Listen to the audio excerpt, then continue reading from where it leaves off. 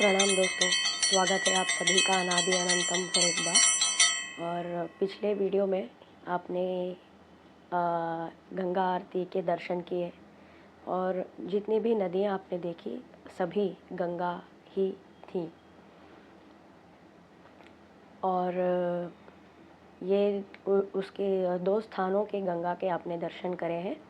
पहला तो स्वयं उद्गम स्थान जो परम पवित्र है, जहाँ गंगा का उद्गम हुआ है, गंगोत्री, वहाँ के गंगा के दर्शन किए हैं। और ऋषिकेश इस स्थान के गंगा के दर्शन किए हैं और वहीं पर के गंगा आरती आपने देखी है। और आशा है कि इस पावन अवसर पर गोकुलाष्टमी कृष्ण जन्माष्टमी के पावन अवसर पर आप सभी को ये लाभ मिला है। आप सभी को कृष्ण जन्माष्टमी की हार्दिक शुभकामनाएं। हमारी भगवान से यही प्रार्थना है कि इनका पाठ करते करते भगवद गीता के स्वयं भगवान श्री कृष्ण के वचनों का पाठ करते करते हमारा मन जो है उन्हीं में लय हो जाए, उन्हीं में विलय हो जाए। इसी शुभ चिंतन और शुभ कामना के साथ चलिए फिर आगे बढ़े, एक प्रार्थना से शुरू करें। और आज हम देखेंगे बहुत महत्वपूर्ण जो भाग अब से शुरुआत होती है भगवद गीता में, जहाँ भगवान स्वयं अपने वचनों से हम सभी को कृतार्थ करते हैं और हमारे जीवन के जो भी दुख हैं उन सभी दुखों का निवारण ये स्वयं करते हैं। चलिए देखते हैं, प्रार्थना से शुरू करें। ओम श्री महागणपतये नमः। श्री गुरुभ्यो नमः। गुरुचरणारविंदाभ्यां नमः। नमो नमः श्री गुरुपादुकाभ्यां। श्री कृष्ण कृष्ण कृष्ण अच्युतानंत गोविंद, अच्युतानंत गोविंद, अच्युतानंत गोविंद। कृष्णाय वासुदेवाय देवकी नंदनाय च नंदगोपकुमाराय गोविंदाय नमो नमः। कृष्णाय वासुदेवाय देवकी नंदनाय च नंदगोपकुमाराय गोविंदाय नमो नमः। और जन्माष्टमी के अवसर का बहुत ही महत्वपूर्ण और विख्यात श्लोक है, ये अभी सुनिए आप।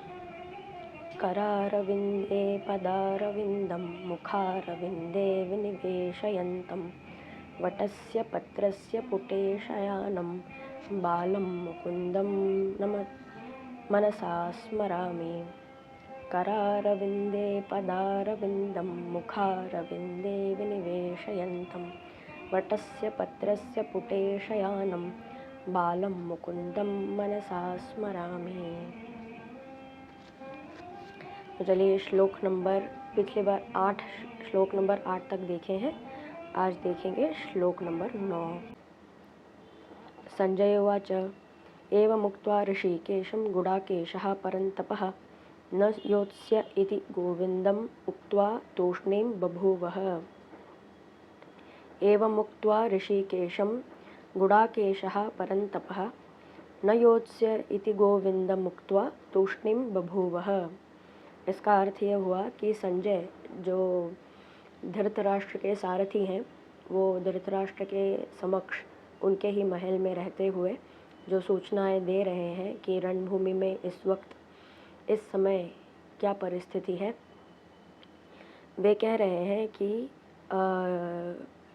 भगवान ऋषिकेश को अर्जुन ने ऐसा कहते हुए कि मेरा मन इस प्रकार से विचलित हो रहा है और मेरी ये विडंबना है, ये सब कहते हुए परंतपः, उन्होंने स्वयं अर्जुन को परंतप ऐसे संबोधित किया है, क्योंकि वो धृतराष्ट्र को जताना चाहते हैं कि भले ही उनके मन में अभी अंधकार छाया हुआ हो, परंतु क्योंकि उन्होंने ऋषिकेश या स्वयं श्री कृष्ण की शरणागति की है, तो बहुत ही जल्द उनका ये जो अंधकार है, इनका जो मन का क्लेश है, ये हट जाएगा, मिट जाएगा और वो स्वयं इस रणभूमि में विजय प्राप्त करेंगे, विजय श्री को प्राप्त करेंगे। न योत्स्य इति गोविंदम मुक्त्वा, न योत्स्य नहीं लड़ूंगा, इति ऐसा गोविंदम मुक्त्वा गोविंद को कहकर तूष्णिम बभूवः, तूष्णिम यानी कि मौन, बभूवः मौन हो गए। तो अर्जुन ने क्या किया, अर्जुन ने भगवान श्री कृष्ण को ऐसा कहते हुए कि मैं नहीं लड़ूंगा, ऐसा कहते हुए मौन हो गए। तो अब भगवान क्या कहते हैं, तो श्लोक नंबर 10 ये देखिए। तमुवाच ऋषिकेशः प्रहसन् इव भारत सेनयोरुभयोर्मध्ये विषीदन्तम् इदं वचः। तमुवाच ऋषिकेशः प्रहसन्निव भारत सेनयोरुभयोर्मध्ये विषीदन्तमिदं वचः। तो इसका अर्थ ये हुआ कि भगवान ऋषिकेश जो है अर्जुन की तरफ देखकर प्रहसन, थोड़ा सा मुस्कुरा कर ऐसे मुस्कुरा कर सेनयोर उभयोर मध्य, दोनों सेनाओं के मध्य उनके रथ में स्थित रहकर जो विषीदंतम इदम वचः, जो विषीदंतम मतलब जो मन से थके हारे हुए व्यक्ति हैं और शोच कर रहे हैं, ऐसे उस महातपस्वी भारत को देखकर उन्होंने ये वचन कहे।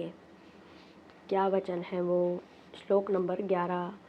तो ये है अध्याय दूसरा, श्लोक नंबर 11, बहुत ही महत्वपूर्ण, क्योंकि भगवान स्वयं इसमें बता रहे हैं उनके अपने शब्द। श्री भगवान उवाच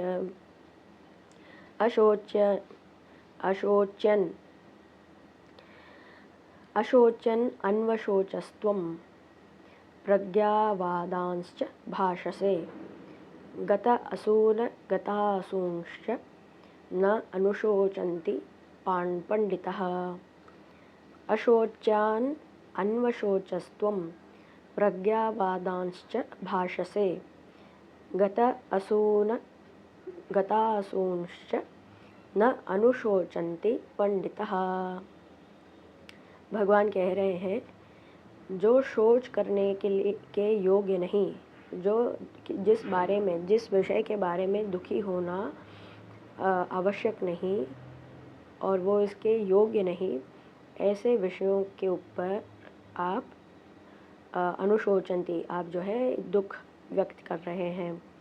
और इसके साथ ही प्रज्ञावादांश्च भाषसे, बड़ी बड़ी प्रज्ञावाद मतलब बड़ी बड़ी जो है तत्व ज्ञान की बातें भी करते, एक और आप ज्ञान की बातें करते हैं और दूसरी ओर जो अल्प विषय है उन विषयों पर आप सोच प्रकट कर रहे हैं। गतासूंश्च, असून यानी कि जीव, जो जीव ये प्राण है, जिसके प्राण पहले से ही गए हुए हैं, और ऐसे गतासूंश्च, ऐसे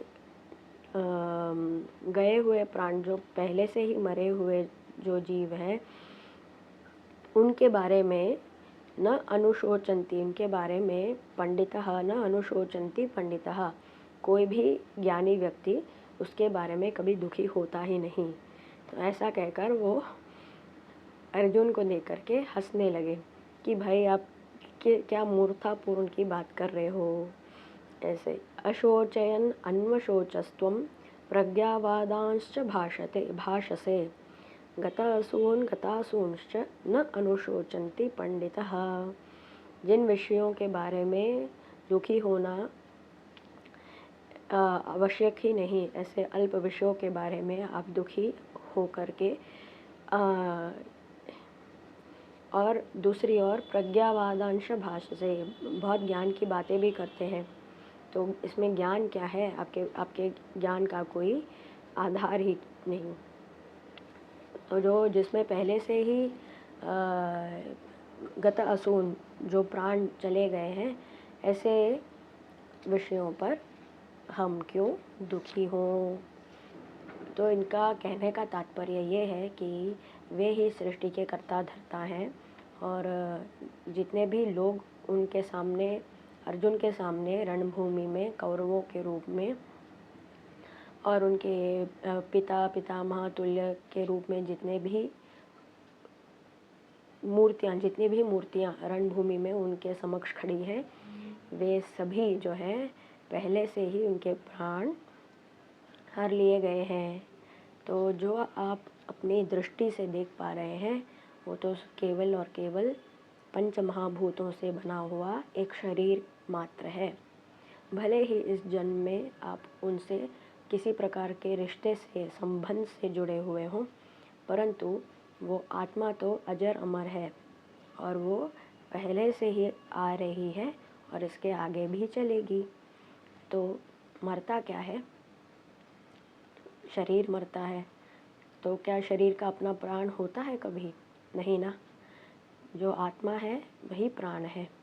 जो आत्मा चली गई तो ये तो शरीर जो है ये वो जड़ ही है, ये तो काष्ठ के बराबर हो जाता है। तो इसमें शरीर का क्या अपना प्राण होता है? नहीं। तो इसे मारने का कोई विषय उत्पन्न ही नहीं हो रहा है। तो इस तत्वार्थ के आधार पर श्री कृष्ण ने ये वचन कहे कि जिस बारे में आप सोच कर रहे हैं वो सोच के योग है ही नहीं। चलिए अब श्लोक नंबर 12 करें। न तो एवा अहम जातु न आसम न त्वं न इमे जनाधिपः न चैव न भविष्यामः सर्वे वयम अतः परम। न तो एवाहम जातो न आसम न त्वं न इमे जनाधिपः न चैव न भविष्यामः सर्वे वयम अतः परम। भगवान कहते हैं न तो एवाहम, न मैं, न आसम, नहीं रहने वाला या ना रहूं,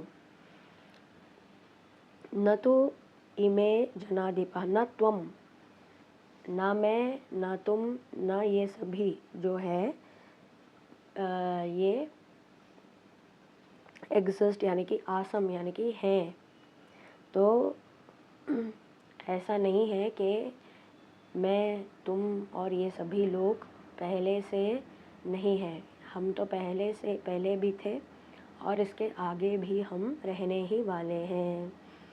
तो न चैव न भविष्यामः, न भविष्यामः यानी कि इसका अर्थ है कि ऐसा तो होगा ही नहीं कि हम कभी इसके बाद नहीं रहेंगे। हम तो रहेंगे ही। सर्वे सभी, वयम हम सभी, अतः परम इसके बाद, इसके ऐसा कभी नहीं होगा कि हम इसके बाद नहीं रहेंगे। इसके बाद भी हम रहने ही वाले हैं। और ये तो मान कर ही चलो कि इसके पहले भी हम सब थे, हम सब पहले भी थे और इसके बाद भी हम रहने ही वाले हैं। तो मरने मारने का कोई विषय और सवाल होता ही नहीं। देखिए यही जो है ये आध्यात्मिक ज्ञान है और ये इस आध्यात्मिक ज्ञान को का उपदेश देने वाले जगत गुरु भगवान ही होते हैं। आध्यात्मिक विषयों पर जो निपुणता रखते हैं वो स्वयं केवल और केवल परमात्मा ही हैं। वो फिर जिस किसी भी रूप में हो, कृष्ण के रूप में हो, देवी के रूप में हो, भगवान शिव के रूप में क्यों ना हो, और जो 5 महाशक्तियाँ हैं इनके रूप में क्यों ना हो, लेकिन ये आध्यात्मिक ज्ञान जो है वो परमात्मा से ही आता है और वे ही सबसे पहले गुरु हैं, जगत के गुरु हैं। और इस गुरु के उपदेश के बिना हमारे जीवन की समस्याएं और कठिनाइयाँ दूर हों ऐसा संभव नहीं। भले ही हमारे पास वेद, शास्त्र, पुराण, ज्ञान और सभी जो ग्रंथ हैं हमारे, इन ग्रंथों का ज्ञान भले ही हमारे पास क्यों ना हो, परंतु ऐसी परिस्थितियाँ विकट हमारे जीवन में आ ही जाती हैं जिनमें से उभार कर हमें लेकर आना केवल और केवल गुरु कर सकते हैं, गुरु उपदेश से कर सकते हैं और आध्यात्मिक ज्ञान से ही कर सकते हैं। अज्ञानता का मूल जो है उसे निकाल कर के फेंक देना और ज्ञान का प्रकाश हमारे चैतन्य में लेकर आना और हमारे जीवन को प्रकाशमय बनाना ये केवल जगत गुरु भगवान ही कर सकते हैं। भगवान ने स्वयं कहा कि मैं स्वयं ही गुरु के रूप में प्रकट होकर के तुम्हें उपदेश देता हूँ, ऐसा भगवान ने श्रीमद् भागवत में कहा है। तो यहाँ पर अर्जुन को और अर्जुन के माध्यम से हम सभी को भगवान ने ये कहा है कि ऐसा कभी नहीं हुआ कि हम पहले कभी नहीं थे, और ऐसा भी नहीं होगा कभी कि हम भविष्य में कभी रहेंगे नहीं। तो हम पहले भी थे और इसके बाद भी रहेंगे। न तो एवा हम जातो न आसम न त्वं न इमे जनाधिपाः न चैव न भविष्यामः सर्वे वयम अतः परम। तो श्लोक नंबर 13। देहिनो अस्मिन् यथा देहे कौमारं यौवनं जरा तथा देहांतर प्राप्तिर धीरस्तत्र न मुह्यति। तो देखिए भगवान ने यहाँ पे एग्जाम्पल कोट किया है, देहिनो अस्मिन् यथा देहे कौमारम यौवनम जरा। तो जिस भी जंतु का शरीर है वो जन्म के बाद कौमार अवस्था, अलग अलग अवस्थाओं को प्राप्त होता है। धीरे धीरे बढ़ता है ना, शरीर बढ़ता है धीरे धीरे, आत्मा नहीं बढ़ती, आत्मा तो वैसे ही स्थिर रहती है। तो बढ़ना और घटना ये जो अवस्थाएं हैं ये केवल और केवल शरीर से जुड़ी हुई है, आत्मा से जुड़ी हुई नहीं है। देहिनो अस्मिन यथा, यथा माने कि जैसे कि, देहिनो शरीरधारी, जिसने भी शरीर धारण किया है, वो किसी भी प्रकार का शरीर हो, मानव शरीर हो, कीट का शरीर हो, जीव जंतु, किसी और जीव जंतु का हो, पशुओं का हो, या किसी भी देह को जिसने धारण कर लिया है, उसकी अवस्थाएं जैसे जिस प्रकार होती हैं, कौमार यौवन जरा।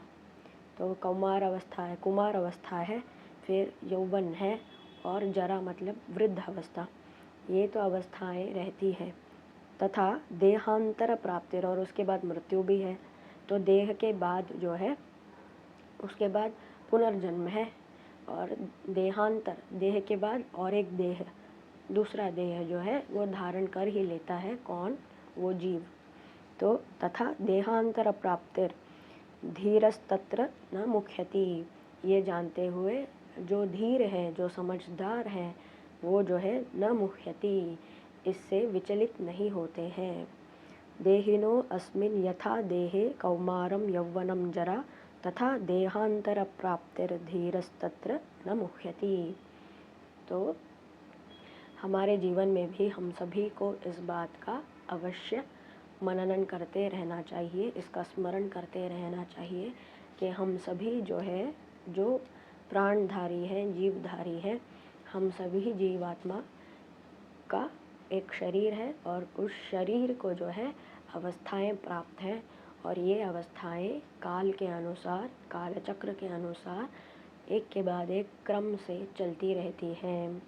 और ऐसा भी समय आता है जब इस शरीर का अंतकाल आ जाता है, तो उसमें किसी प्रकार का दुख या सोच करने की आवश्यकता नहीं, क्योंकि ये भी जान लेना चाहिए कि इसके बाद एक नया देह तो प्राप्त होता ही है। मृत्यु ऐसे कोई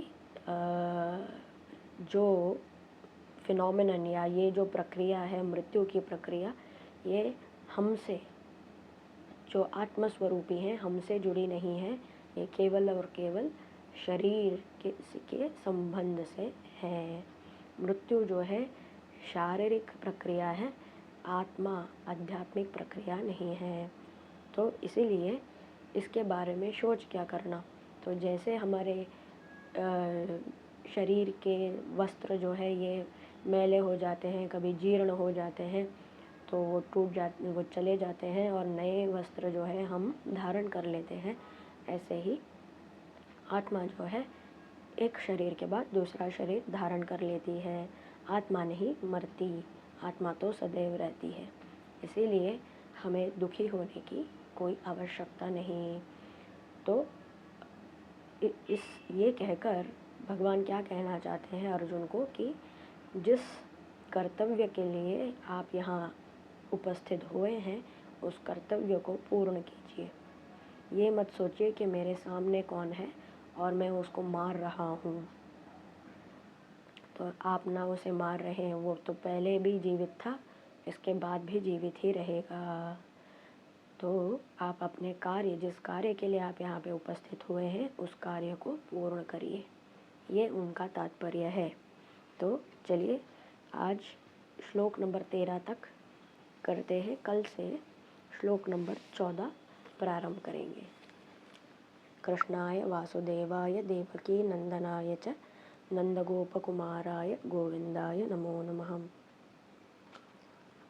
तत्सर्वं कृष्णार्पणमस्तु। कृष्ण कृष्ण कृष्ण।